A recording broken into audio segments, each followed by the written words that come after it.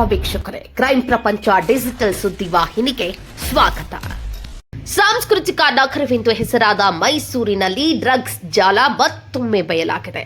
ಮಂಡಿ ಪೊಲೀಸ್ ಠಾಣೆ ವ್ಯಾಪ್ತಿಯಲ್ಲಿ ನಡೆದ ದಾಳಿಯಲ್ಲಿ 10.30 ಲಕ್ಷ ರೂಪಾಯಿ ಮೌಲ್ಯದ 103 ಗ್ರಾಂ ಎಂಡಿಎಂಎ ವಶಪಡಿಸಿಕೊಳ್ಳಲಾಗಿದ್ದು 4 ಬಂಧಿಸಲಾಗಿದೆ. ಫೆಬ್ರವರಿ ತಿಂಗಳಲ್ಲಿ ಮಾತ್ರವೇ ಅನೇಕ ಪ್ರಕರಣಗಳು ದಾಖಲಾಗಿರುವುದು ಆತಂಕಕಾರಿಯಾಗಿದೆ. ನಗರದಲ್ಲಿ ಡ್ರಗ್ಸ್ ಸಾಗಾಟ, ಮಾರಾಟ ಮತ್ತು ತಯಾರಿಕೆಯ ಜಾಲ ಹೇಗೆ ಕಾರ್ಯನಿರ್ವಹಿಸುತ್ತಿದೆ ಅದನ್ನ ನೋಡೋಣ ಬನ್ನಿ. ಎಸ್ ವೀಕ್ಷಕರೇ, ಸಾಂಸ್ಕೃತಿಕ ನಗರವೆಂದು ಹೆಸರಾದ ಮೈಸೂರಿನಲ್ಲಿ ಡ್ರಗ್ಸ್ ಹಾವಳಿ ಮತ್ತೆ ಆತಂಕ ಮೂಡಿಸಿದೆ. ಮಂಡಿ ಪೊಲೀಸ್ ಠಾಣೆ ವ್ಯಾಪ್ತಿಯಲ್ಲಿ ನಡೆದ ಭಾರೀ ಕಾರ್ಯಾಚರಣೆಯಲ್ಲಿ ಮೈಸೂರು ನಗರದಲ್ಲಿ ಡ್ರಗ್ಸ್ ಜಾಲ ಮತ್ತೊಮ್ಮೆ ಬಯಲಾಗಿದೆ.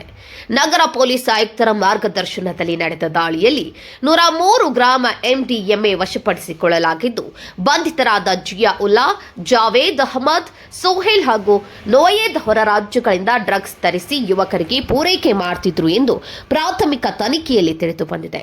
ಫೆಬ್ರವರಿ ತಿಂಗಳಲ್ಲಿ ಮಾತ್ರವೇ ಹಲವಾರು ಪ್ರಕರಣಗಳು ದಾಖಲಾಗಿವೆ. ಸಿಸಿಬಿ ಮತ್ತು ಸ್ಥಳೀಯ ಪೊಲೀಸರು ನಿರಂತರವಾಗಿ ದಾಳಿ ನಡೆಸುತ್ತಿದ್ದರು.